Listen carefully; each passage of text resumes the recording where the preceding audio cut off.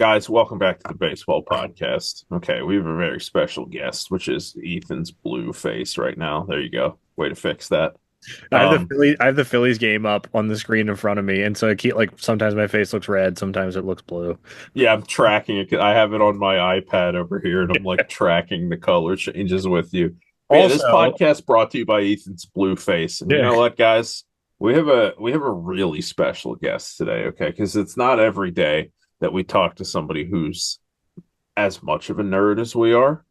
well, it's not just as much of a nerd, infinitely smarter than us, by the way. Exactly. Yeah, yeah. What I was about to finish with was, and it's very rare that we talk to somebody who's more of a nerd than we are. Well, a baseball nerd in particular, because we're not trying to Right. do like we're not trying to talk like a bad like high school movie, like LOL nerd. Like it's more like No, dude, nerds are in, man. true, but it's more like we are like baseball sickos. Like it's not Yeah. very often we get out sickoed, and we were thoroughly out sickoed by, I'll introduce our guest, John Bitzer, founder of Baseball Trade Values, which is a fascinating site where he goes in depth to basically give a numerical value to the player to the to what players hold in trade value. And then it's a really cool website that you can go on there and play around with the numbers and see, okay, the Phillies just traded for Jesus Luzardo and they give up Starlin Caba and a Marion Boyd. Let's plug in the numbers, see what it looks like. And they're like always right. Like pretty much Yeah. every trade that comes through, they go, our model accepts this or it rejects it, and here's why. And he's really good at explaining, okay, it looks like the A's are looking for this type of player. We don't like this deal for them, but their GM has a history of going after this kind of guy. Whatever, you know what I mean? Whatever. So it's super It's the sort of thing that like you would think that especially like old heads, you would think would have a real problem with being like, oh well, dude, yeah, you can't put a number on a player's value, you know? And it's not just like war, you know, because no.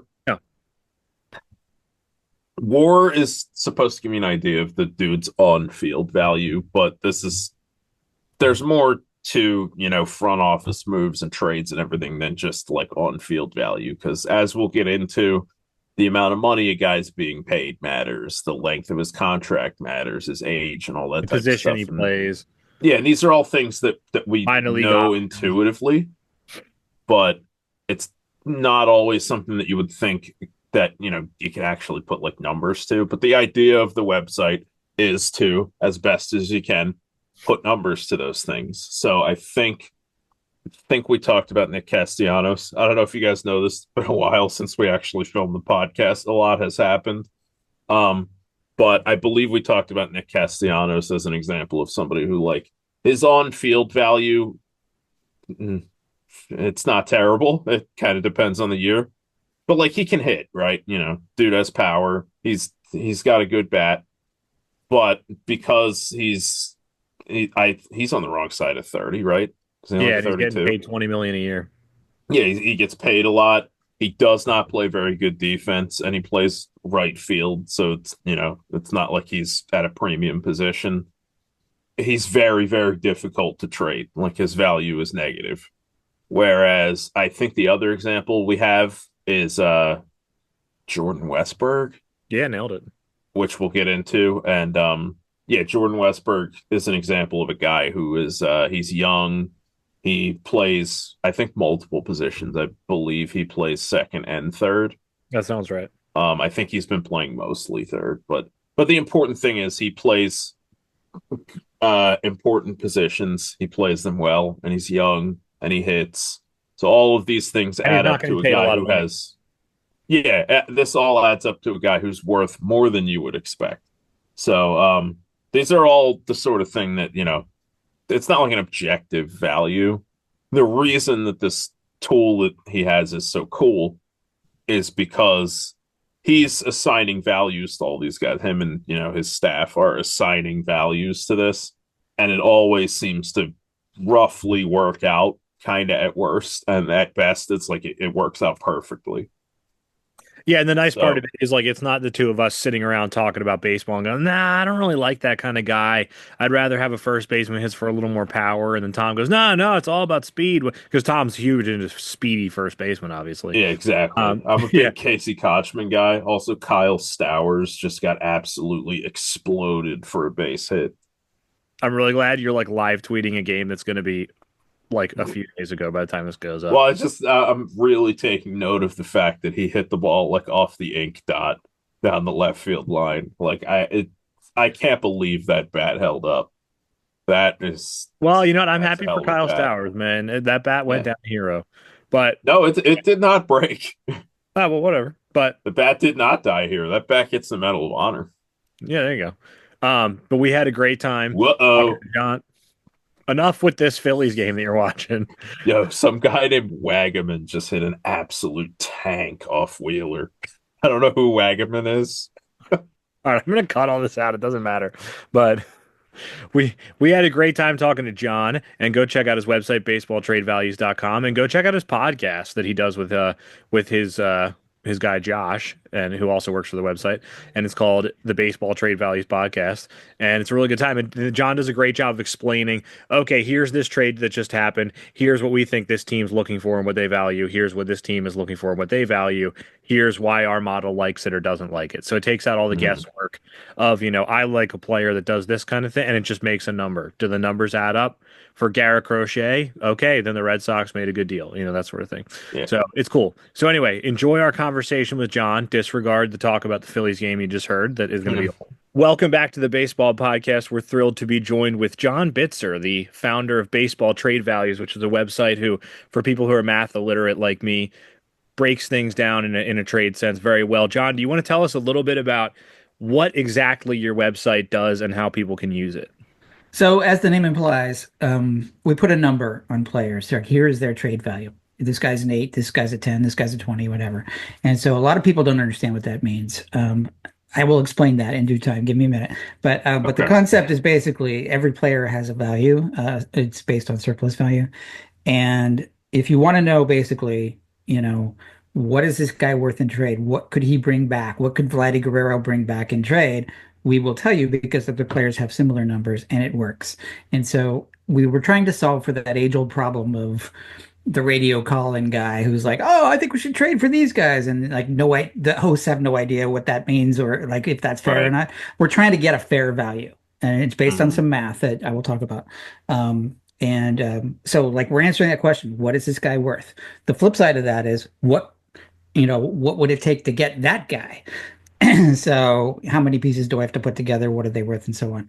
And so you right. find, I mean, even to this day, there's a lot of people just sort of winging it, like, Oh yeah. in media and just trying to figure it out. Like, oh, I think he's worth this much and that much. And, they're just totally winging it. And so we're trying to avoid that and actually get down to brass tacks and say, no, this is actually what he's worth.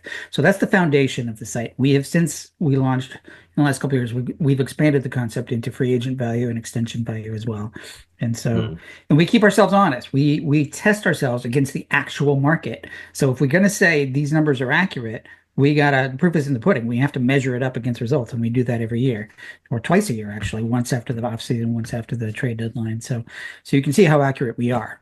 So the proof is in the pudding. So we think we have a good product for that. And last thing I'll mention is we have developed a community of users that post their ideas for trades based on our numbers. And the trade boards are very active. People are always posting ideas. And so they're thinking, okay, Yankees need a starter because Garrett Cole just went down. So mm. what would it take to get Sandy Alcantara? And so there's a lot of at right now there's a lot of those types of proposals out there, and people will comment on them and upvote and downvote on them and so on. So it's a community that is talking about each other's trade proposals, and it feels like it's robust because it's leveraging our numbers that we've supplied to do that. What Yeah, is the unit of value? Is it like dollars or is it like Yeah, it's dollars. wins? It's Okay. dollars. It's millions of dollars, actually. Okay. So the basic concept is, what would this guy get if he were a free agent on the market? Right. Let's Okay. make up a number. Let's say he would get, you know, 3 years, 75 million, right? 25 million a year. Mm, But maybe he's only in arbitration or maybe he's just getting it. So he's only got 3 years left and he's only going to make like 20. So 75 minus 20 is 55. So he's got 55 million in surplus. So that's the number we're publishing. And sometimes it's hard for people to kind of grasp that because the hmm. natural inclination is for people to think, oh, good player for good player. So they're thinking about what we call his field value, which is that first number I just spit out, which is like 75. And Yeah. they're thinking, okay, that's what he's worth because it makes sense because that's how they think about it. They don't care about the money. But what we're doing is we're following the front offices. The GMs Hmm. care about the money because they only have so Yeah. much budget, and their owners give them that budget, and they get fired if they go over budget, so they can't. So Mm. the budgets matter, and I'm always telling people the money matters. So it's basically a simple equation: the field value minus the salary equals the surplus value. Mm. It's interesting because I only caught onto your site a little while ago, maybe 2 or 3 years ago when Robbie Hyde started doing stuff with it. And Yeah, I thought it was kind of like an interesting sideshow of just kind of like, oh, let's plug it into this and see if it works out. And then I started to realize that you're pretty much spot on with most of the trades that happen. Or if a trade is way out of the norm and it like breaks the model, you can explain why. This yeah, front office has a history of going after this kind of a guy, or yeah. this guy's coming off an injury, whatever the case may be. And I think the one that made it sort of make sense to me was Nolan Arenado, where Hmm. everybody looked at that and they went, the Rockies got fleeced, right? They didn't get anybody good. Austin Gomber's the only guy left, I think, and he's really not that good of a Hmm. player. Hmm. And Hmm. Nolan Arenado's going to be a Hall of Famer. And they gave up money, so it didn't make any sense. Hmm. And I don't think you had a podcast at the time, but I remember seeing you explain it probably after the fact somewhere and saying, yes, that's true. Nolan Arenado is a very good player, and in a vacuum, he's worth whatever, $100 million Yeah, dollars, making up numbers. But he's going to be paid $150 million, dollars, but he's right. only going to be worth $100 million. These are huge numbers, but the Cardinals have to offset the amount of money that the Rockies are losing. You know what I mean? So you Yep. did a good job of explaining, like, yes, to someone who just likes baseball, this is a very good player and you want a lot back for it. But for the front offices, the people cutting the checks, they have to factor in the money. And if the money doesn't add up to the production on the field, then you have to do something about that to make a trade work. Hmm. Absolutely. That was kind of the bellwether that kind of put us on the map. And Robbie Hyde was a good, he's become a good friend. So, because he's using it a lot. And so even he was like, wow, they nailed this one. And you could see there was a moment when I remember it clearly. It was a Friday night in the off season. And he was like, wow, I can't believe it. Because we had his fair value, I think Arenado's surplus value is minus 44, which is kind of what you're just explaining. He was basically overpaid. Hmm. And they kicked in 50 and got back just a couple of minor prospects, and so it worked out pretty fair. So yeah, and also I have to you have to look forward into the future. So his contract at that time, he had 6 or 7 years left, and you had to factor in what kind of production he would provide in years five, six, and seven, let's say, because he was going to be Right. getting older and declining. And so Hmm. that factored into the math, into that field value. Yeah. And sure And we enough, what do have you see now? Now you see a 34-year-old who's declining, who's also underwater now that nobody wants. He can't, the right. Cardinals can't trade him. His contract is underwater. So again, time kind of proved that calculation was pretty spot on. Hmm. So if as like an example, I think Ethan has shown me some of these guys, but like somebody like Nick Castellanos on the Phillies, who he gives you some value on the field. Like his bat's pretty good, I mean, his glove's not, but like Nick Castellanos is making a lot of money, and he is not going to be easy to move Right. thanks to his contract. I do remember his value being like kind of shockingly low on the tool, Yep. which yeah, it's not something that maybe the average, just like regular old baseball fan would think of, but it's like, yeah, if you're talking about like monetary value, most of the time you're talking about that in terms of like a trade or free agent signing. But like nobody would trade for Nick Castellanos right now unless they were getting what we would consider to be the better end of the deal. Yeah. And yeah, whereas like who would be a good example of somebody that your tool considers to be underrated if you have one Under off the top of your head? underrated. Um, it's almost always the player who is just good enough and just coming into his own and has like 4 or 5 years left of control, of cheap control. And it's Would like usually Jordan Westberg be a good example of this? very much. Yeah. I Okay. mean, but although he's a little bit more known, I mean, I think I Right. think he might even made the All-Star team. I can't remember the last year, but yeah, he's not the biggest of stars, but he's a very Hmm. productive player with I think 5 years of control left and maybe Right. four. And so like, the math works out because he's still getting paid minimum this year, and then we'll go Hmm. into arbitration and still be underpaid because that's just the way baseball is structured. And so Hmm. he'll provide, just making this up, 100-ish million of dollars of value over the next 4 years and make 25 or so. So he's worth like that much, I'm making up the numbers, but in theory, he's Yeah. worth 75 million or so. Sure. So, Mm, so people might be shocked to see, hey, he's worth that much, but that's because he's underpaid and under control. So, hmm it's just the way the system works. So Right. I have a question, and we talked about this earlier, and you don't have to go into the specifics of it, but it's basically a two-part equation in my mind. Correct me if I'm wrong, but it's essentially how many millions of dollars worth of value does the player give you playing Right, baseball, and then how much is he getting paid? If he's right, getting paid more than the amount if he's being paid more than the amount he's providing, then he's underwater. If he's providing more than he's getting paid, then he has value. Fair enough. exactly. hmm The contract makes perfect sense. If a guy's making $100 million, that's that number, and then you just fit in the value more or less. How do you come up like how does John and his model decide what a player's on-field value will be? It's I'm assuming more than just WAR per dollars, right? So, um, we can start with war as a concept because Okay. it's good. It's a good starting point. And you also have to kind of look ahead. You can't just look at what they've done in the past. So there are numerous projection systems out there. Fangraphs publishes five or six of them. Pacoda is from Baseball Prospectus. There's a few others out there. Steamer. When we first started, figuring it out, we were just sort of playing around with all of them and seeing how accurate they could be. And they're all pretty accurate. Some correlate better than others, I will say that. Okay. But then we also did our own because a lot of these are basically using the same basic math. They're overweighting the most recent year. So we're in 2025 now. And so we're overweighting 2024 because that's the best predictor. We're somewhat weighting 2023 and a little bit weighting 2022. So basically the last 3 years, you sort of overweight as you go back. And you can come up with a pretty, this was a very sort of public thing years ago that was published. Basically, it was so simple. It was called Marcel the monkey could do it. So it was called the Marcel system because it hmm was so simple a monkey could do it. And we thought, okay, let's try it. And it turned out that we were pretty close. So we sprinkled in a bunch of things. So that's my first point. So if you use war projections, or what are they going to do over the next several years, you'll get pretty close. But you can also fine tune it by a number of other things. So baseball teams have gotten very sophisticated about using more advanced data in really advanced like biometric stuff. Like hmm players are wearing things and you can see how hard the pitcher throws and you can see the bat speed of the batter. And so to some degree, Baseball Savant, if you're familiar with that website, Yes. tracks the more advanced stats. And so more and more we've been moving that direction as teams have been moving in that direction and putting together sort of the calculations based on that. Mm. So it's getting more and more sophisticated. Um, I know I've lost you because I'm getting really geeky here.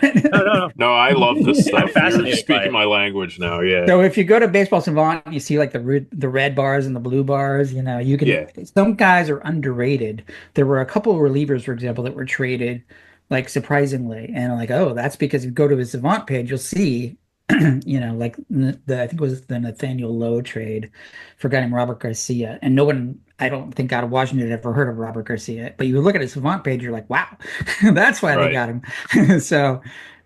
So it's an example of teams kind of moving forward into the more advanced stats to kind of predict future Mhm. performance. And so we're moving there with them. So if you're looking at a hitter, for instance, like I'm not as up on like pitching stats really, but like if you see a guy who is putting up like elite exit velocity and like it's just the let's say the numbers aren't there yet, but like the underlying peripherals look good. Is this like a thing where like if this guy improves like say his launch angle a little bit and that exit velocity starts to turn more into like doubles and homers, like his projections will improve going forward? Yes, in theory. Now, Okay. a good example of that is a few years ago, the Rays traded for Yandy Diaz with Yes. Cleveland.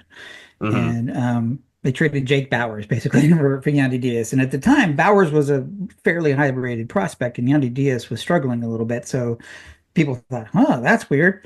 Right. But it was Yeah. because Yandy Diaz hit the ball hard, but he was hitting into the ground more often. So all they had to do was adjust his launch angle and he would improve. And Yes. sure enough, they were right. So now he's a lot more valuable, and Bowers is struggling to stay employed. So it was a smart move. Yeah. Yeah, I think Vlad Guerrero Jr. had a little bit of a similar plot arc as well. Because I Yeah. remember for years, like they were like this guy. absolutely hits the stuffing out of the ball. Why is he a 20 homer guy? And at least like you would see people bring up like his average launch angle's not particularly high, so he's hitting missiles, but they're not going to go over the fence because they're not high enough. Yeah. And then I believe we saw the Blue Jays make like a concerted effort to like get him to lift the ball more, and it paid off this past year at least. Yeah. So So while that is true, we can't predict that. We can't right, predict that yeah, the Rays would turn Yandy into a hitter, even though we suspected they would, because that's why they made the deal, because they were yeah, so confident in their development program that they could do that. But and certainly, Cleveland with their pitching program comes to mind, for example. Some organizations are just better at this type of thing than others. yeah, But we have to but if you're talking about a trade model, you have to kind of split the difference, and you can't yeah. get team specific. We would love to, but we can't right now. So Mm, we have to kind of, split it down the middle with the general sort of approach, and we can't necessarily expect a team to transform a guy. But right. even though that guy may have the basic tools to do so. So Yeah, the basic tools just change. Do they change the ratings like a little bit, but A you little can't bit. change it Yes, we fully? factor that in. Okay. Um, Definitely. And on the prospect side of things, that's factored into a lot of the smarter evaluators have factored that in as well. And so you Hmm. see more and more, you see higher numbers on like 17-year-olds, 18-year-olds like Ethan Salas and Jesus Mate and things like, like guys that are just kids really, but they've got such loud tools that they will, you know, be ranked higher. so Okay. this sounds to me, and I am not a math guy, so correct me if I'm wrong here, but it sounds to me like this is a really, really long equation, and you're weighting different aspects of it differently, right? So like past Yes. performance probably means a good deal in the major league. Yes, but there's But a lot then of other factors. Yeah. yeah, but Sorry. then if a guy like Tom was saying has like Yandy Diaz thing where the exit velocity is really high, but the launch angle is off, whatever, you might factor that in a little bit, and that gives him like a little bit Yeah, of extra value, saying he does correct. have this potential versus the guy who just can't hit. Correct. Hmm. And it also goes the other way too. So Itzhak Paredes was traded twice in the past year because his StatCast numbers are surprisingly low. Like he doesn't hit the ball that hard. He's basically Right. just pulling it to left field and hoping for the best. And it's kind of Hmm. worked out for him. And then it didn't in the Cubs. So the Astros are hoping he can pull it into left in their stadium Right. as well. But the StatCast numbers don't support it. So he was downgraded as a result. And you saw that he was traded a couple times because teams Hmm. may just feel like that's not one of it's not something we can fix. It It, is it what it is is. funny. I feel like you like listening to your podcast and reading your website has taught me lessons about things that I didn't realize like earlier in the past. So I can give two examples really fast if you want some praise. Sure. Mark Teixeira was the first like huge deadline trade that I remember. I guess I was what was that 2007 when he went to the Braves. So I was 10 years old, and it was a huge deal. And they gave up Saltalamacchia and Elvis Andrus and Matt Harrison and a couple other guys. I think John Mabry was involved in that trade too. And and so I remember that was like a huge deal. And I saw that and I was like, whoa, these are five players who look like they're gonna be really good for one guy who's really good, but they only have him for a year and a half. And Hmm. I think that's for a long time how people viewed trades. You give up a bunch of guys who are probably going to be good for one guy who is really good right now. And there was zero concept of how much is one Jared Saltalamacchia worth plus one Elvis Andrus, whatever, and you add Yeah. it all up Right. to equal a Mark Teixeira. And I'm assuming you probably don't have the ability to look back and add up all the number, whatever. Like We could. It would take some digging, but we could kind of figure it yeah, out. like I'm assuming I couldn't Right. just go on your website Yeah. though and do it right now if I wanted to, but that would be Right. actually kind of pretty cool. Um, and so like it's kind of interesting to look back and be like, oh, now I see what was going on. I wonder who got the better Yeah. end of it. Yeah. So um, I've enjoyed writing a few articles where I actually have done that. Let's look back at the Josh Donaldson trade from the A's to the Blue Jays and how bad that Hmm. was and how imbalanced it was, and then how imbalanced it turned out to be. So, there are trades like that are fun to kind of explore in history. But I think the other point you might be making is mentally, the average fan doesn't understand the value of the five guys who traded for to share. It was basically just like five oranges for an apple. Like, well, no, those oranges are not all the same. Some of them are pears, Right. and there's Yeah. different values for each player, right? So you can't Hmm. just mentally assume they're all the same, right? So that's the value that we're hoping that we provide is to actually nail it down. And typically, when you see trades like that, you get three prospects, let's say, for one established guy, and so there's typically like one top prospect, then kind of a middle one, and then a kind of a lower level throw in. And that's the structure typically. They're not all the same. Right. Yeah, it's interesting, and I think it kind of speaks to, I remember when I was really little, Ed Wade was the manager of the Phillies, or sorry, the general manager, Yeah. and he was Right. sort of a joke. Like I remember people were not huge Ed Wade fans. Then he went to the Astros and just made a career out of getting ripped off by the Phillies. And then Pat Mhm. Gillett took over, and he was sort of this master guy, and he put together a World Series roster.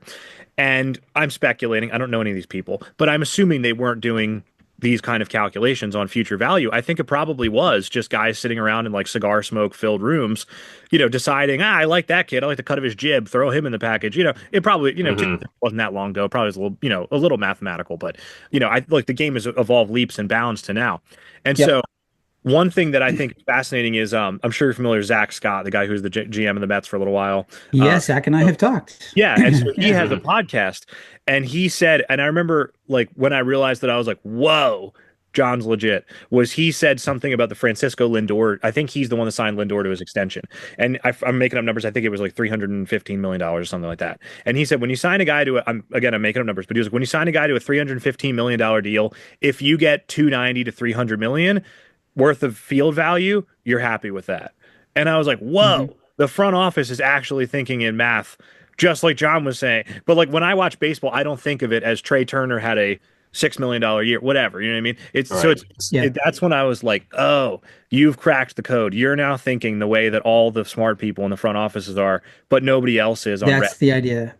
That's the idea where we think of ourselves as kind of opening the black box and giving you a peek of what's going on. And Hmm. so we've talked to enough teams and enough player agents to validate that yes, we are onto that. We're onto something. Because most of the teams use very similar models. There's little nuances here and there, but for the most part, they're doing the same thing.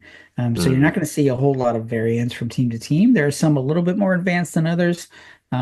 But baseball has matured, and when I talked to Zach, he basically confirmed. Zach said that baseball of the four major sports, it is the most sophisticated in terms of analytics. Like in the last 20 years, Hmm. everyone's really caught up. Like if you go back and watch Moneyball right now, that was 20-ish years ago. And Billy Bean looks like he's winging it, but then he's looking over and he's got his guy and he's nodding like Right. this guy, no, that guy, no, that guy's doing the calculations. And everybody, I know it's Right. just sort of having a little fun with the idea of like analytics just entering the conversation. Since then, though, everybody took it seriously and everybody started modeling and Hmm. everybody started hiring, Jonah Hill types. And the next thing you know, they've all got big staffs and models. And so we're basically just doing the same thing or trying to emulate what they're doing. Yeah, if you think about even just like the difference in the amount of data that's available now as opposed to like the Moneyball era, like back then, like talking about OBP was like sort of Yeah. considered like cutting edge. That's sort of the meme of like, both supporters and detractors of the Moneyball approach. But like now in like the StatCast era, like you can literally look at stats that are almost like theoretical in a way. Like launch angle and like exit velocity are examples of things. It's like, yeah, they happened on the field, but like, you know, technically, like you wouldn't know that until they put in the Statcast technology in these parks. And Yeah. this is data that you can use now that is actually not super difficult to parse. But even back then, they just didn't have it. So like you couldn't look at it and be like, this guy's hard hit rate is higher than the average Right. MLB player. All you could do is just be like, yeah, this guy hits the piss out of the ball. You know? Oh So yeah.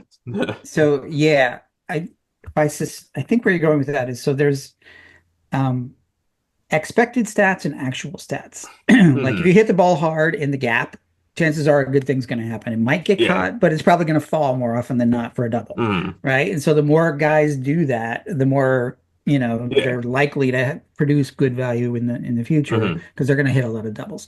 And the Yeah. source of that is that expected data that they can kind of drill Yeah. down into, right? And also, there's a layer of probability in there. Well, there's a 50% chance that could land for a double, or there's a 60% chance, or whatever. That's all being calculated as well, which Hmm. ultimately gets translated into a number. So that's real. There's a lot going on behind the scenes. Hmm. So, this is a total topic change. It's something that I was Sure. thinking of while you were talking about how like all the teams have sort of moved into this era a little bit.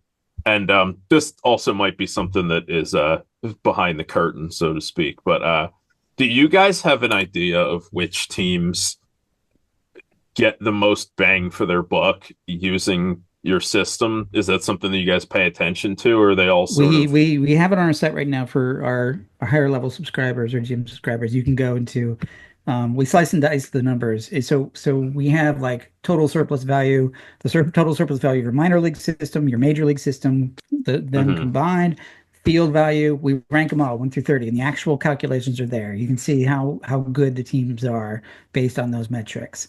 And so okay. naturally, you can see a team like the Dodgers who are really killing it because they've got great field value. They've also made really smart moves, brought in some players. So they also have a lot of surplus value, which is ridiculous to have both of those things. It's usually one or Hmm. the other. The Rays Yeah. have a lot of surplus value because they have a lot of good young players that are underpaid. And so they're always Mm, going to be high on that metric. And they're reasonably competitive. They're middle of the pack-ish, slightly above hmm. average-ish in field value. So you can see all those calculations there. So yes, we track all of that. And Major League Baseball teams do too. There's a kind of an award that goes out every year to the front office that does that, that creates the most surplus value. It doesn't get a whole Mm. lot of attention, but they're all kind Yeah. of playing the same game. Yeah, Okay. most bang for the buck. Right. So Yeah. there's definitely I'm sure people probably have guesses as to who the big losers would be. I imagine those are the teams that don't get out of the basement very often. Yeah. And Um, sign bad contracts. Yeah. A yeah. lot of, I lot don't of, I don't yeah. want to mention the Colorado Yeah. Rockies, but I will mention the Colorado Rockies as I would probably think my guess. if we're naming teams, I would think the Angels are like number one on the hit list, right? Yeah. Well, Oh, first of all, they have yeah. the worst farm. They have Yeah, and them, they do spend money, just not wisely. and they're Hmm. still working through Rendon's contract, and Trout's Oh, hurt all the time, so he's underwater, and on and on. So yeah. it's yeah, not great. How do injuries affect their on-field value? Is it just the lost production, or is there any sort of like future value hit too? Yes, there is. So Garrett Cole has Tommy John surgery. He's going to miss all of 2025. Boom, you have to change that in our model. That's basically a Okay. zero value. He's getting 36 million and he's producing nothing. So that's a Right. loss of 36 million right there in 2025. 2026 and beyond, all we can do is go with kind of historical averages. Well, Tommy John Hmm. surgery success rate is about 80%. So you can do a very simple, okay, let's dock him by 80%. But then you also have to figure out, well, what's his recovery time? Is he going to miss Right. 18 months, 12 months, somewhere in between? You kind of split the difference and it becomes that's when you start to play the probability game. Okay. We're obviously not doctors, so we can't get into every little nuance and every little detail. Um, there is a great newsletter by a guy named Will Carroll called Under the Knife, who really explores the impact of injuries player by player. It's a Substack newsletter, and I think he sends it out 2 or 3 times a week. So Will's great. So we sort of get a little bit more direction that way, if you follow him.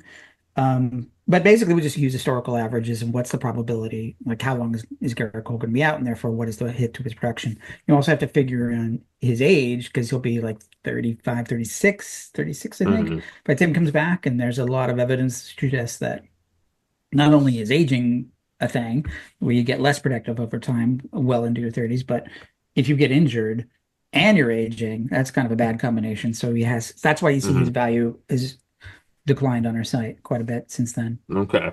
I we have about 5 minutes left, and I have one more question. It this because I keep saying this is a lot of math. How much maintenance is this? And is any of it automated, or is it you just sitting down every day? No, well, because I'm not a math genius by any means, and so it was me and my friend Josh who were just literally updating like once a month when we were first starting, like and literally by hand, just pulling numbers and entering them into a spreadsheet, which was ridiculous. And then I asked for help, and I got a couple of responses. A couple of guys came, we can really help you automate this, and so they did. And so it was like, wow. So it was night and day. So because I'm not that kind of guy, so I'm like, okay, great. And now it's mostly a push button thing. The automated, the stats just get updated during the season. We can do it like weekly or even daily if we wanted to. Okay. But the daily changes are not going to be very meaningful. So we try to kind of balance that. And we also try not to get too excited. Like when the season starts in the first month, numbers can be a little wacky. So we try to wait a Right. little bit until they stabilize because it's small sample size. Hmm. But yeah, we can automate that now. And over time also we think we've gotten smarter and smarter with the weightings of the numbers. And so it's gotten more and more accurate as we go because we've learned, because the one thing about, checking yourself against the market is you learn like, oh, like there's a good example of like second basemen who can't hit very much are not very valued. Like you might think second base defense is great, and yes, Andres Gimenez, love the guy, but he's a Right. below average hitter and he's overpaid if you look at his contract, and that's why he's underwater. Anyway, there's a my point is there is some positions are not as valued by the market as others. First base is Right. another one. The lower defensive spectrum, positions are not as valued. So we've factored in all of these positional adjustments as well. Hmm. So So it's your the same website as needs war, smart basically, lenses. right? Yes, but what I'm saying is we go a step beyond war Yeah. because even war can't get that. Even war hasn't gotten to that point yet. So Hmm. But I mean, in terms of just like the positional weighting, like war is yeah, the yes, you're same right. idea, Yes, you're right? right. Yeah. Yes, absolutely right. It will. You'll see a lot of minuses on Fangraphs next to first baseman because of that weak Hmm. defensive positioning. Yeah. But I'm saying we noticed that if we took that at fair face value, we're still off. We have to go a step Right. further and dock it even Yeah. more. Hmm. So yeah. Okay. So you guys have surpassed war. The student has become the master, is what you're saying. No, no, no, no, no. I would not say that. We're just trying to correlate to the market. Like, oh, nobody's Right. nobody's spending much on those kind of guys. Okay. Well, you're doing fantastic in my mind, and that should be all the validation Yeah. you need. Thank you, John, Ethan. is there anything we didn't get to? Or I would love to do this again, by the way. I think this is Yes. fascinating, and I feel like we're just scratching the surface. But Yeah. is there anything about your site or anything that you want people to know that we didn't talk about?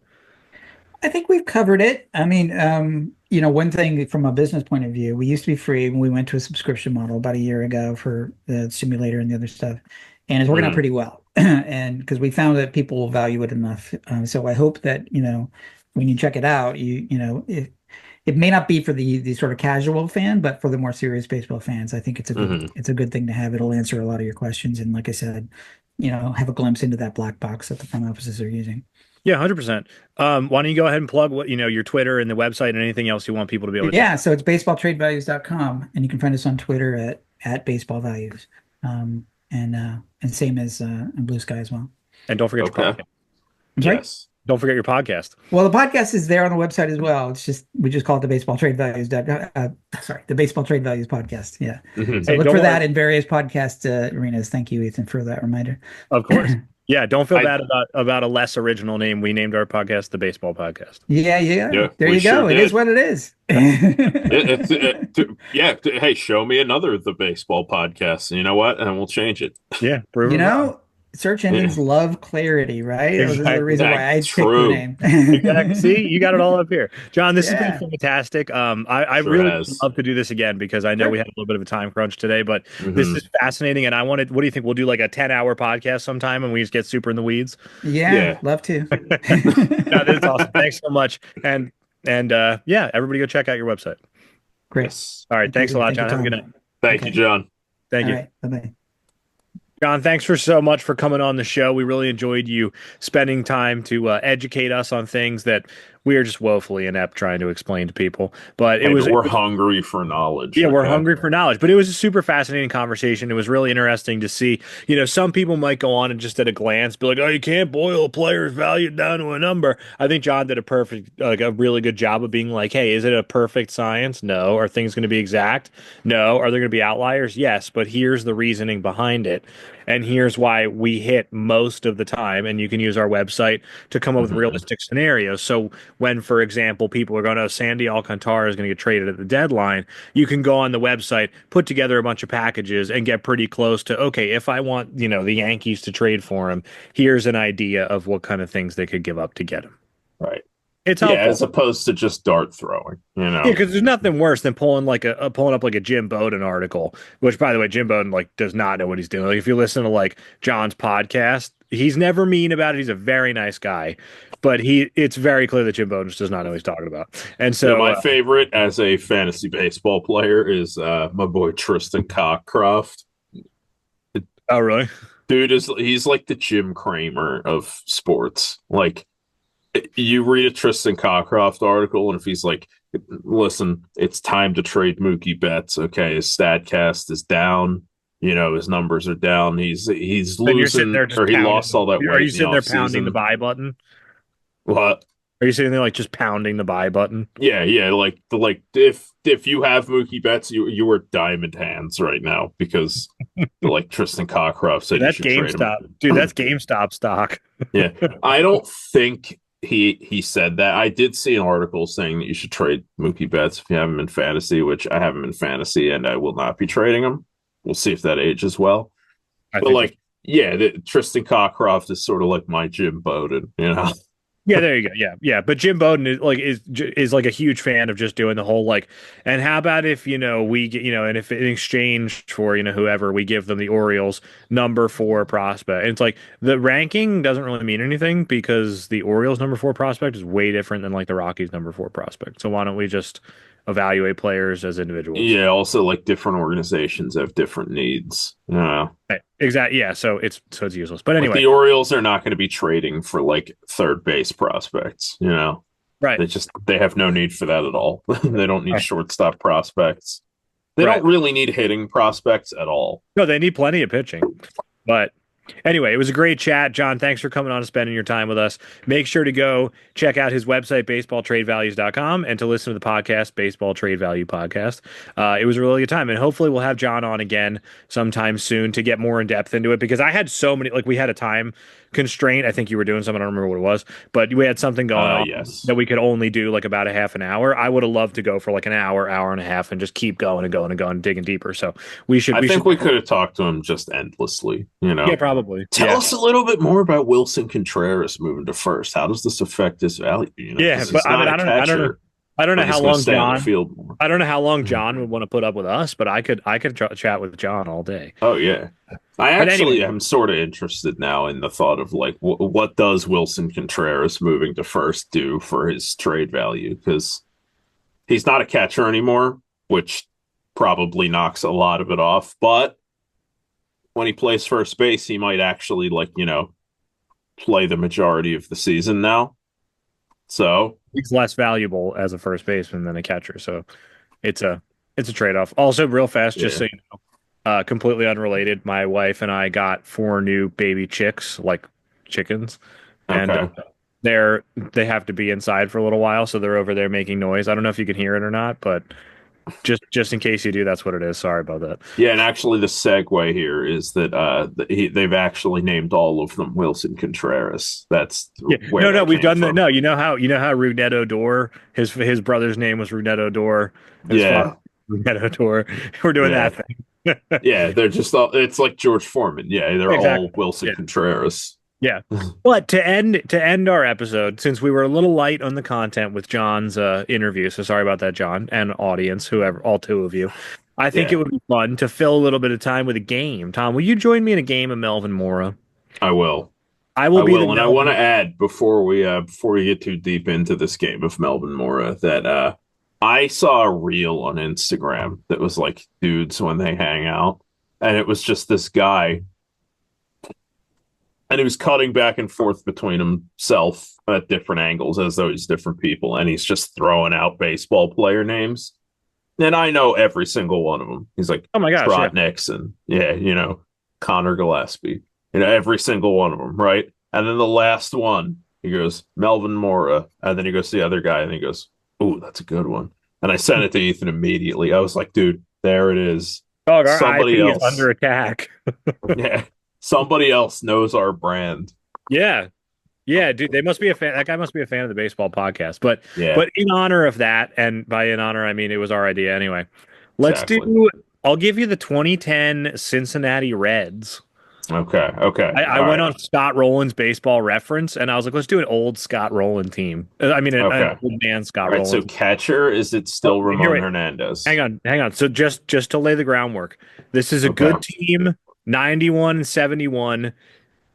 They won the NL Central, and they lost to a juggernaut Phillies team yeah, in the yes. That I was the was Roy gonna say Halladay. this. That was the Roy Halladay no hitter. And manager was Dusty Baker, so that should tell you how long ago this was. Hilarious. And the GM was Walt Jocketty, That A team, plus name. that team will forever live in infamy for one of my favorite baseball headlines I've ever seen. 'Cause I believe it was game two of that series. The Reds the Reds should have won that game, but they made like three or four errors in one inning, and they lost the game. Right? They blew it with the errors. And the headline in the Inquirer the next day was Reds host giveaway night. Phils win 5-4. That's hilarious. Wait, that's really funny. I didn't know that. I love Also, just listen, not to go back to this Phillies game, but I'm watching Griffin Conine hit with a bat that I made. So I'm a proud nice. father right now. You also saw Um, Alec Bohm just make a bad defensive play, so all is right in the world. yeah, that doesn't narrow down which game it Yeah. is. But all All right, right, so the so back to the 2010 2010 Reds, Reds. You already said Ramon Hernandez a catcher. Good work. Keep going. first base is Votto, Yep. second base is Phillips, Yep. shortstop is This guy you I, will not think of as a I red. know Paul Janish is on this team, but he's not the starter. Paul Janish played 82 games, so Yeah, I believe he was like their utility guy. this shortstop you would probably know as like an expo. He was Uh, he was the Red Sox replacement for Nomar when they won the World Series. wait, really? Yeah, he's old. He's 35 in 2010. Um, so third base is rolling, Third base is right? wrong. We can come back to Shorts, shortstop. shortstop. I mean, right field is going to be Jay Bruce. Is center field? Is it Drew Stubbs? Yeah. And then left field, it's not Ryan Ludwig, is it? No. Is it Johnny Gomes? Yeah, I do not remember Johnny Gomes being a Red. Yeah, he was good on the Reds. I don't remember that. I Yeah, think he Johnny had Gomes. like 90 RBIs that year. He had 86. There Yeah. you go. He had a 101 OPS plus. Good for you, Johnny Gomes. Johnny Gomes is a Victus OG, by the way. Yeah, he was a good player. All right, there's Yeah. some good names on the bench, dude. There's an outfielder here that you like to bring up a lot. He was a bad Reds outfielder. Uh, Chris Heisey. Yep, nailed it. There's a I got Giannis. Wait, yeah. wait, hold on. No, don't give Okay. me too. I want to see if I can get him. Paul Bacco, I do not see any Paul Baco. Dane Sardina. No, I don't know if he was a Red. Maybe it was. I think he was, but I know he was a Tiger. Watch, I'm gonna end up being wrong about that. Who else? Let's see. That you need some outfielders. Let me know when you want me to Uh, start giving you hints. hmm. This is it's not gonna be Norris Hopper. This is too late for that. Oh, that would be great. I already got Heisey. Heisey was like the fourth outfielder, Chris right? Heisey was the best one. There is a utility infielder on here who was a Philly at one point. Wilson Um, Valdez, no, like that era though. Like it was Juan Castro, Wilson Valdez, and this Miguel guy. Cairo, Nailed it. Miguel Um, Cairo, there's a lefty hitting like first base corner outfield type who was not very good. He was a Philly. Lance Nix. Yeah, nailed it. There's a catcher with a That great. might have been a little too much of a hint. Okay, sorry. There's a catcher with a fantastic first name. Very silly. Tuffy Ghostwitch. No, but you're in the right ballpark. Damn it. Keep thinking that kind of guy in name and ability. I thought it for sure was Tuffy Ghostwitch. I don't actually know if Tuffy Ghostwitch was ever a Red. I know he was like a Diamondback, but Yeah. Oh, damn it. Catcher with a fun first name. yeah, very silly. Think about wine. Wine? Yeah, wine bottle. Oh, Corky Miller. Nailed it. Corky Miller. There is a slugging corner infielder here who is like a Brave and a Juan Brewer. Francisco. Yeah, nailed it. Um, oh, this guy was bad, dude. This was like an outfielder. I think you would probably remember him as like a Brewer. Um, don't know how to Hmm. get to this guy. He was not very good. Think of like the '08 Brewers. I think he was on that. Let me double check see if he was on that team. Um, Uh, Gabe Kapler was on the Red oh or no, on the sorry. Rays that year. He came up as a Red, and then he was a Brewer in 2010, and then he was on the Oh, Yankees, Orioles, Indians. Okay, I don't remember most of this guy's career. I just remember this guy. Um, hmm. Not sure how I to get feel like I know who this guy is. I just don't know if I'm going to get him based on those hints. He's an there. outfielder. There is a famous. There was like an All-Star Rockies outfielder named Corey something.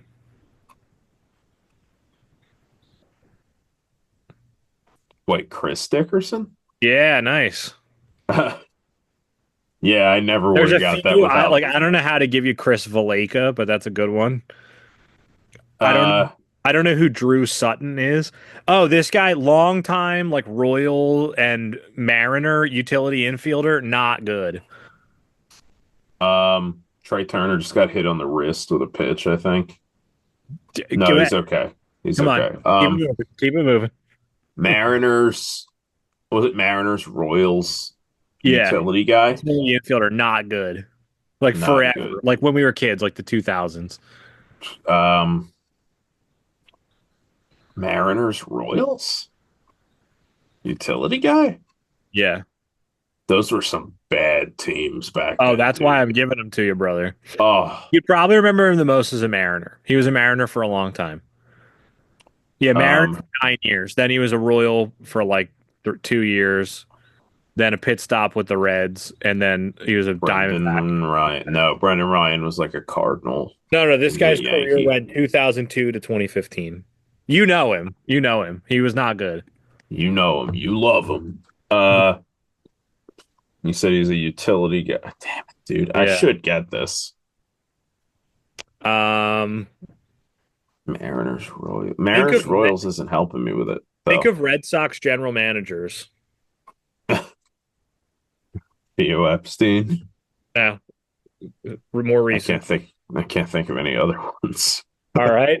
Uh, think of Tom. It's springtime, and the flowers are in. Bloom. Willie Bloomquist. Yeah, nailed it. He was a Red. 11 games. I All don't get credit for that one, by the way, because I was not going to get that without the world's right. most obvious hint. Here, this guy is a first baseman, and he was pretty good as a Padre for a while. He was traded for Oh Matt. wait, hold on, wait.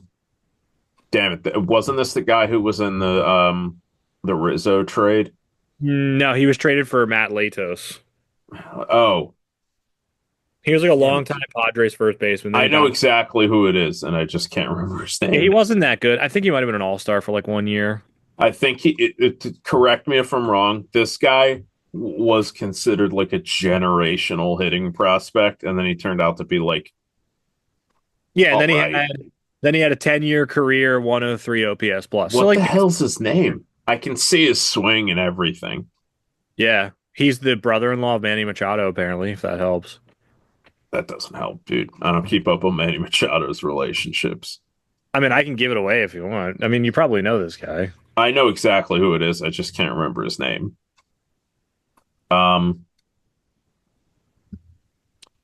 it's Yonder Alonso. Yeah, nailed There it. you go. And there's one more guy on the There you bench go. that you will know. This guy is like a legend of the game. He was really good, and this was like his last gasp. I think this might have been the last year he played. He bounced around the NL Central forever.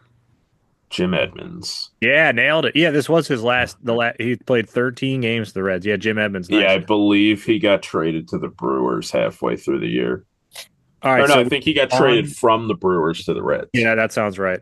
All right, we are on to the pitching staff. You ready? You want to give me some Okay. names? So Johnny Cueto, Yep. Edinson Volquez. Evidently not. No? Really? Evidently. Oh, Okay. yep. There he is. He wasn't in the rotation. He only played. He only pitched 12 games. He must have been hurt. Oh, he probably got hurt. Yeah. All right. Go ahead. Keep going. Mike Leake, Nice. Yeah. Travis Wood.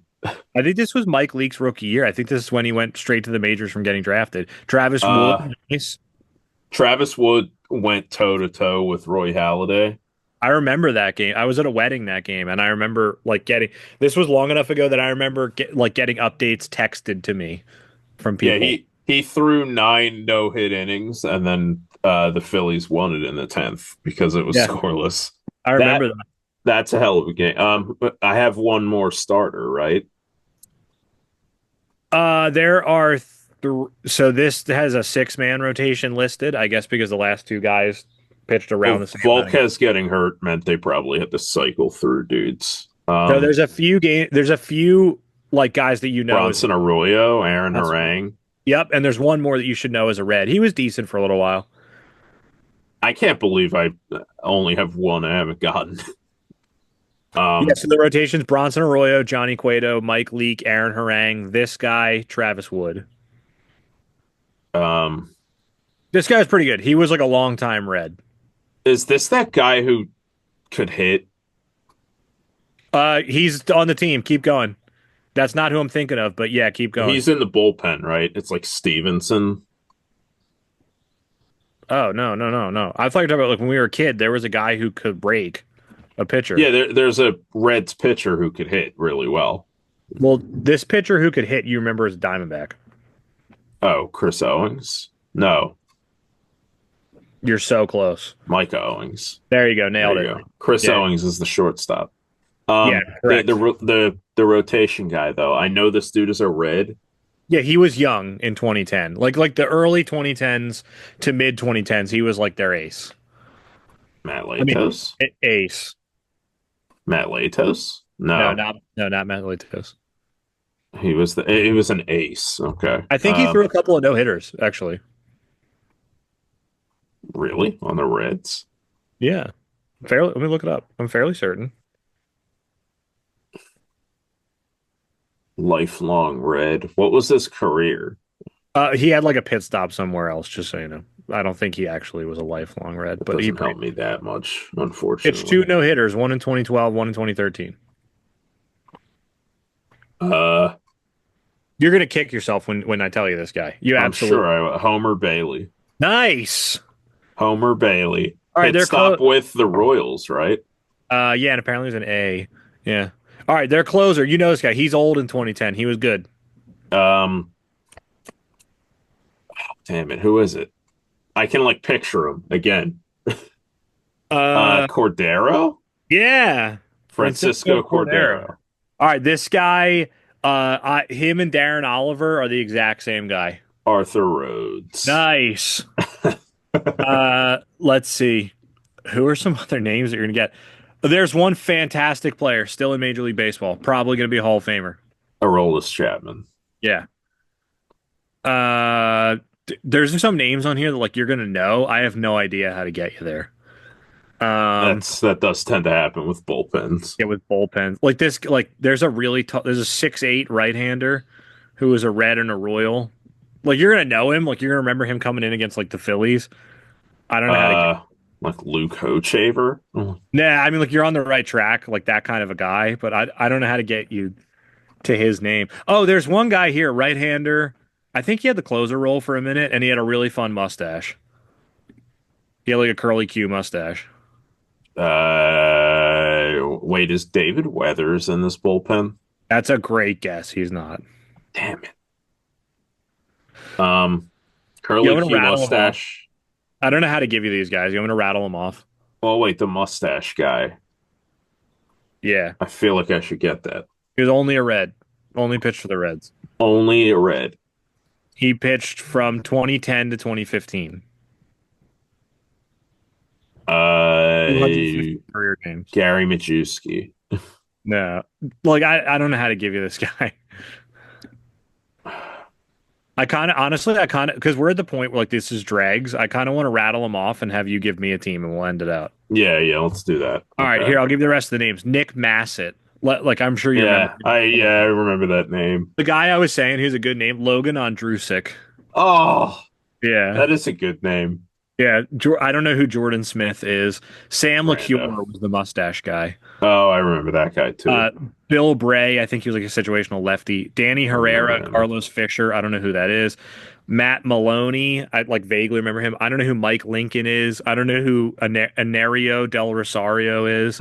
I don't know who Jared Burton is, and Russ Springer. Like I think he was a Ray, maybe. Like he was around forever, but he These are wasn't. definitely a lot of guys who came up for like September call-ups. Yeah, let's see. Yeah, Russ Springer pitched in 740 career games, and his career ended at the age of 41 with 2 games for the 2010 Reds. So There you there you go. have it.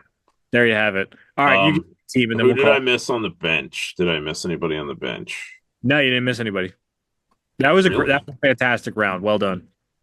Everybody home I claps. think because that team was good and we played them in the playoffs and it's an iconic like Royale no hitting them like that might have been a little bit of a There giveaway. wasn't a lot of roster churn. Like I've done teams where like the list of players is a lot longer than that. It seems like probably their good players stayed pretty healthy. Okay. I was going to do the 2012 Angels, but that's a bad one. But what I think we will do, I think we're going to do the 2012 Mariners. Oh, oh. Let me know when you're ready. I'm ready. All right, the 2012 Mariners. This is going to be a wasteland. This Catcher. team stinks. Was this a Jesus Montero year? No. Jesus Okay. Montero, I don't even know. Oh, wait. He's the DH. Okay. I don't know if I can go around the horn. I might just have to start naming names. Is Franklin Gutierrez on this team? He is. Justin Smoke. That's the first baseman. Okay. Second Bad. base. Uh, this wouldn't be like Unieski Betancourt, would it? No, I think he was on the Brewers at this point. Okay. The This was Brewers went through a really long Unieski Betancourt experiment for some reason. okay. All right. This would be before Cano. This wouldn't be Willie Bloomquist by any chance. No, he's not even on the team. All right. Brendan Ryan, maybe? Brendan Ryan is the shortstop. All right. I think Beltre was gone. Was Kyle Seager up yet? Yes, Kyle Seager is the third baseman. Okay. Was Jason Bay? That's a good guess, but he's not on here. Oh, I was about to be so proud of myself. There are only two hitters in the lineup. No, there's three because there's another guy he's listed on the bench, but technically he played a Real lot. fast, how about Casper Wells? Casper Wells is the starting left fielder. No. All right, Mike Sweeney. Mike Sweeney is not on here as far. All right. Yeah, I don't see him. But I'm already what like I was going to yeah. say was that this team only has three guys who got regular playing time who have an OPS plus over 100, and there's a lot of like 70s, 80s. There's a 59 for Brendan Ryan. I'm already like out of gas on the offense. Like I'm trying like I have no clue who the would Dustin Ackley maybe? Dustin Ackley is the second baseman. You All right, got so what that am I one. missing? Catcher. You are missing catcher, center field, right field, and then a bunch of dudes on the bench who, will you be able to get them? We'll James find out. Jones, maybe? What was that? James Jones?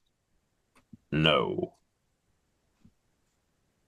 Do you want to go with the pick a position and we'll do the All right, catcher. Give me some help with the catcher. um famous ear related story. Oh, Miguel Olivo.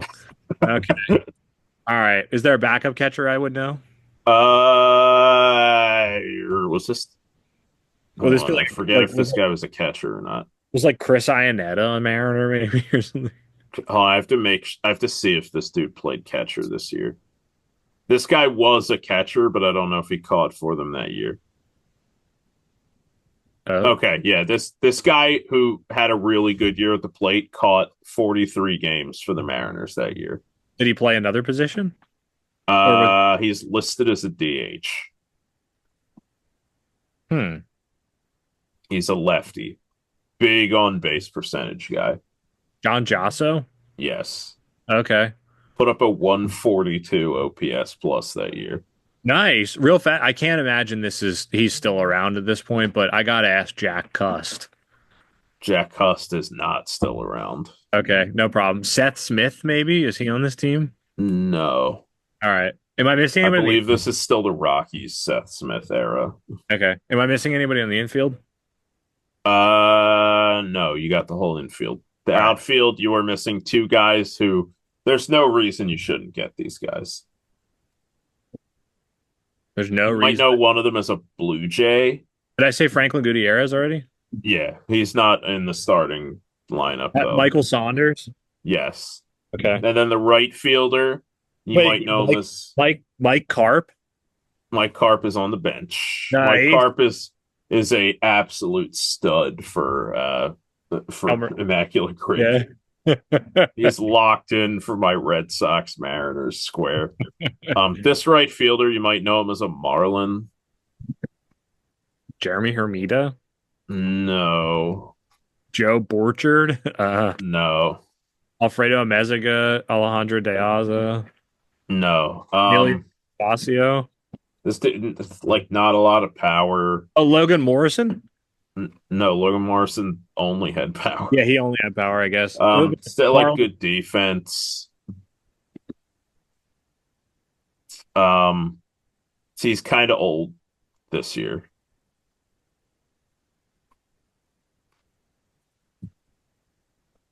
Hmm. You might know him as a Yankee.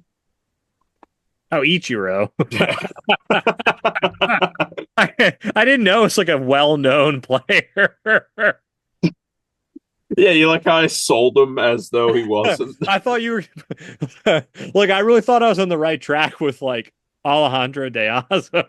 Yeah, dude, I consciously was like, I That know was, I could sell Ichiro as though he wasn't that good as long as I just focus on like, yeah, he's a little old. Good that was a nice glove. little that was a nice little bait and switch. Yeah, good glove, kind of a speed Oh, guy.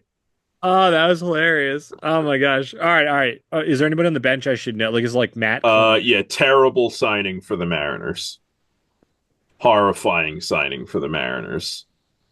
Oh, I should know this. Lefty hitter, supposed to be like a speed batting average Oh, guy. Sean Figgins. Yep, and he never Terrible. had even a single good year for the Mariners. Oh, KBO legend. Eric Thames. Yes.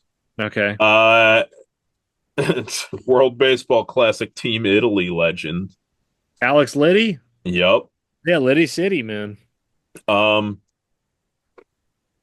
I don't know how to get you to get some of these guys. There's a Japanese guy who was really bad. Kenji Jojima. No, he Munenori actually Kawasaki. wasn't that bad. What was that? Munenori Kawasaki. Yeah. He was a Mariner? I didn't know that. He was. Nice. Yeah. Uh, okay. Who else? Dude, how do I get you to get these guys?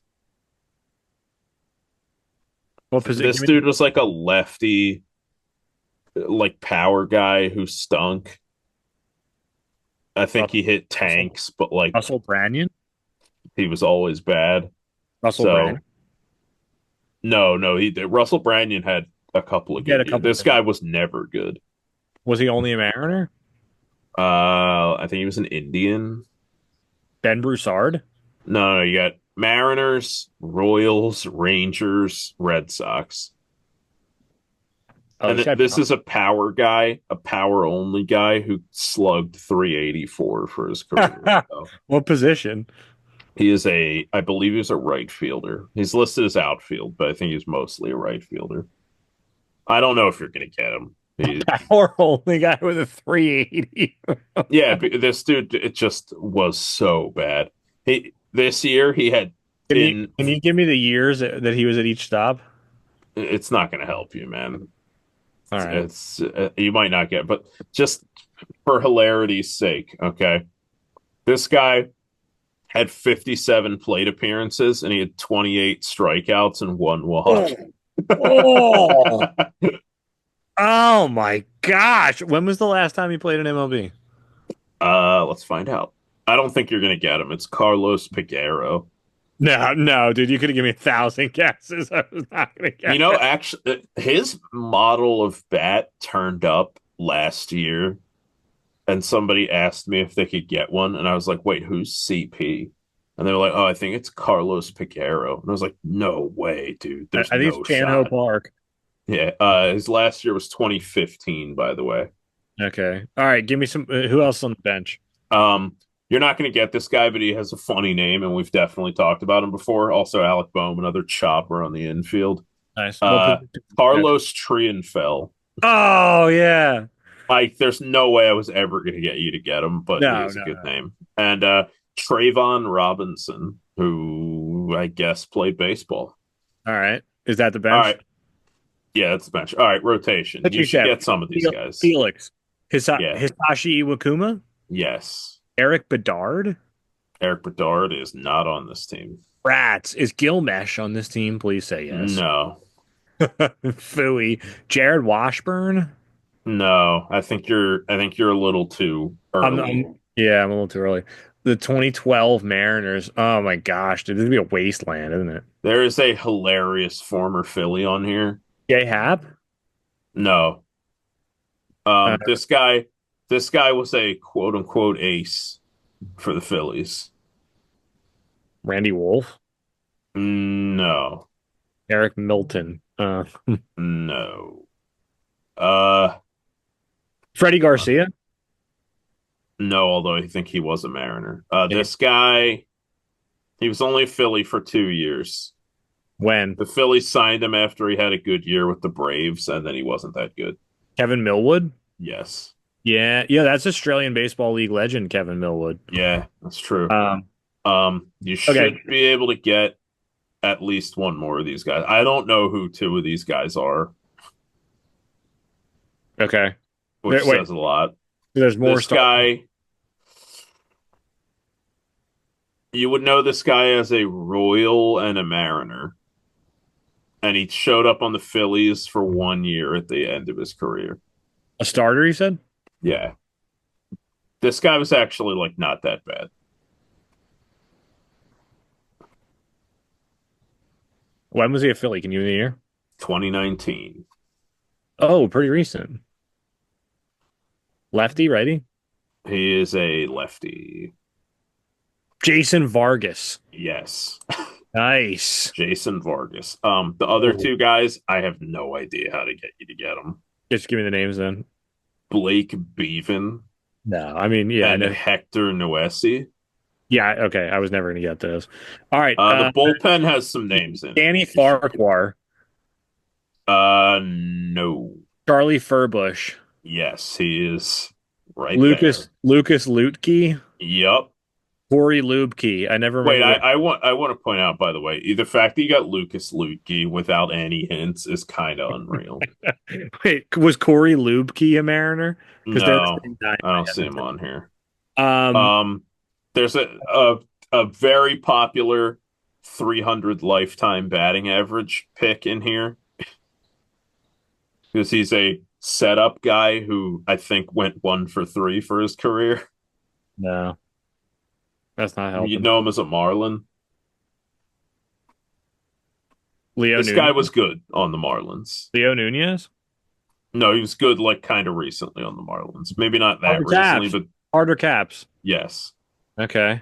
Yeah, it might be a season, but Carter Capps had either a season or his career where he went 1 for 3.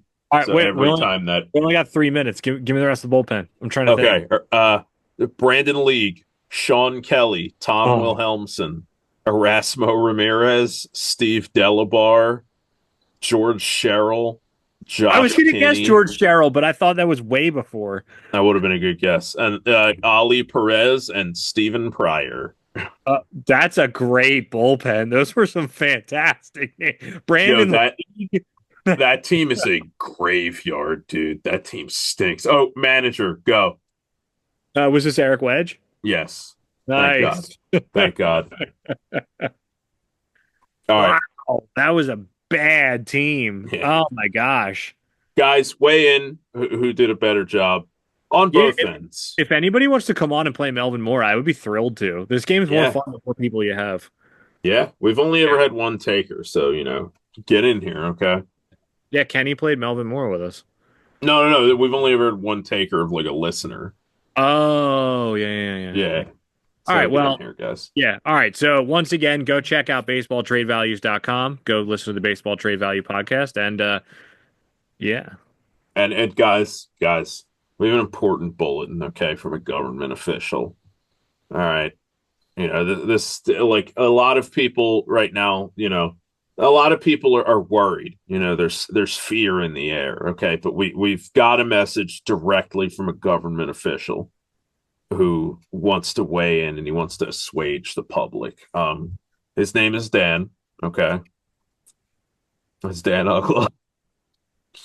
And he has requested that I let you know that his name is Dan Ugla and he will see you on the next episode of the baseball podcast. So take that with you, take it to heart, and take heart.